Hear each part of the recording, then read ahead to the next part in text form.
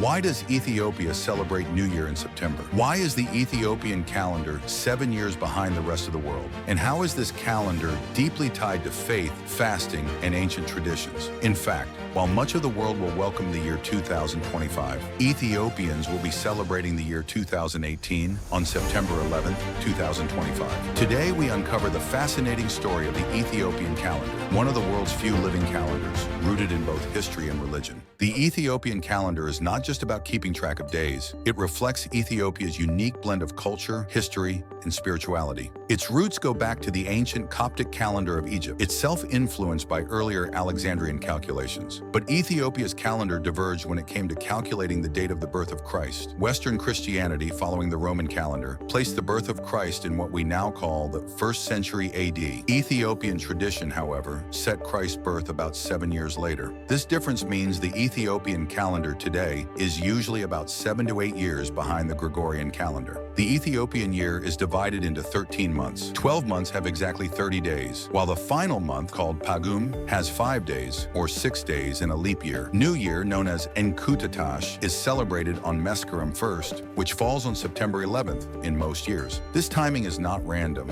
It coincides with the end of the rainy season, when the land blooms with new flowers, symbolizing renewal and hope. This makes Ethiopia one of the few countries in the world that still follows an ancient calendar system, giving everyday life a rhythm that feels deeply connected to both nature and faith. The Ethiopian Orthodox Tewahedo Church plays a central role in shaping how time is measured. The church calendar is filled with fasting periods, feasts, and holy days, all of which structure the lives of millions of Ethiopians. For example, there are over 180 fasting days in the Ethiopian year, including the famous Lent fast and the weekly Wednesday and Friday fasts. Each of these dates is determined by the church calendar, linking the cycles of time directly with spiritual discipline. Major feasts like Gena, Christmas, Timket, Epiphany, and Fasika, Easter, follow the Ethiopian calendar, often celebrated on different dates than in Western Christianity. This reflects Ethiopia's unique interpretation of Christian tradition, preserved through centuries of independence. The Ethiopian calendar is more than mathematics. It is theology expressed in time. Each month is associated with saints, biblical events, or church teachings. Time itself is viewed as a sacred gift, a way to order life around prayer and devotion. The 13th month, Pagume, is especially symbolic. Though it has fewer days, it represents completeness and balance, reminding the faithful that life is not only about numbers, but about spiritual wholeness. Even the difference of 7 years from the Western world is sometimes explained spiritually. Ethiopia, it is said, was chosen to live in a time apart, a people set aside, echoing the words of Scripture, "Be ye separate." Today, Ethiopia lives in 2 calendars at once. Official government business, schools, and international relations often use the Gregorian calendar. But for everyday life, for weddings, funerals, farming, and above all religious observance, the Ethiopian calendar remains central. This dual existence makes Ethiopia unique, a country where the ancient and the modern walk side by side. Visitors arriving in Ethiopia are often surprised to find themselves stepping back in time by 7 years. But for Ethiopians, this calendar is not backward, it is timeless. The Ethiopian calendar is a living witness to the diversity of human cultures